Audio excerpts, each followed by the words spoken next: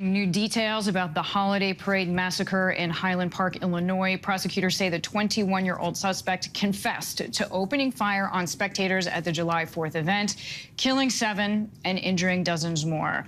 Our next guest was front and center during this horrific shooting. Illinois State Senator Julie Morrison, who represents Highland Park, was sitting in the back of a convertible waving to parade goers when the suspected gunman started shooting into the crowd from a rooftop. Her grandchildren were walking just beside the vehicle. Fortunately, Julie and her family were able to run to safety. Thank you so much for taking the time to join us today, Senator. We really appreciate it. Sure, glad to be here. As someone who has made combating gun violence a priority throughout your legislative career, as you have done, what went through your head, I'm assuming after the shooting started, because I'm assuming before that point, you just wanted yourself and your family to be safe? Absolutely. When you're in a situation like that, it's kind of just flee and try to get to a place that's safe. The whole issue of policy and gun laws was not front and center that day. I wanted to make sure my kids and my grandkids and my volunteers were all safe. We know that you are the chief sponsor of Illinois' red flag law, which sets up a system where guns can be taken from someone found to be dangerous. We are learning more about the suspect's background, mental health struggles including that 2019 police report that mentioned that he was hoarding a stash of knives that were ultimately taken from his home.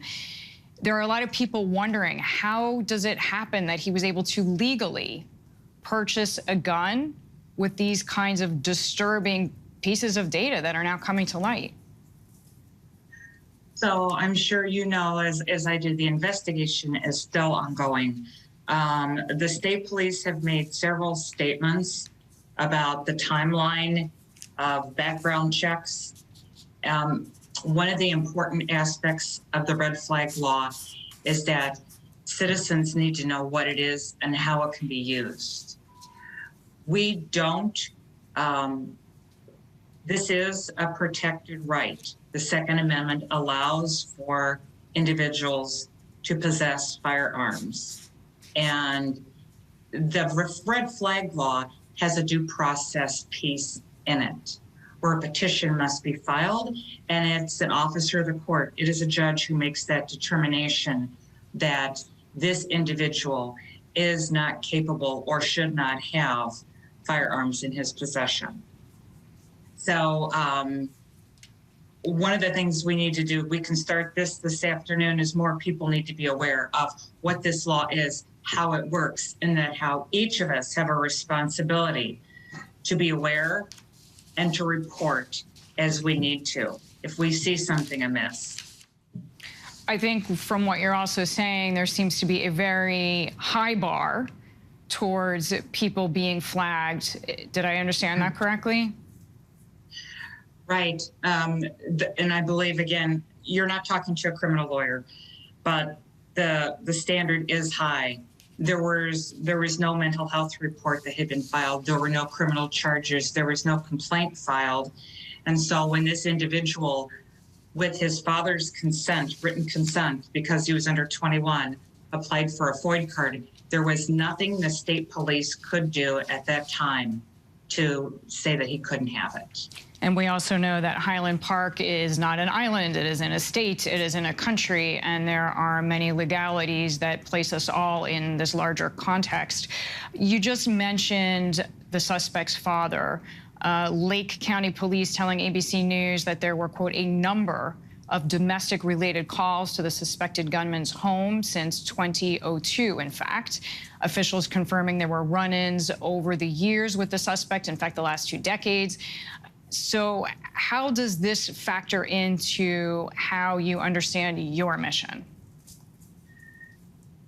Well, again, that is evidence that apparently was not part of the background check for whatever reason, and I don't have any information on that. What we're going to do now is look at the red flag law, see if there are loopholes, see if there are ways that this needs to be tightened up. And I have had hundreds of calls from people in Highland Park and the surrounding community asking for stricter gun laws. I would just say at this point, it has been 72 hours since the massacre. And I think it's important that we allow the families in the community to grieve and to mourn, to reflect.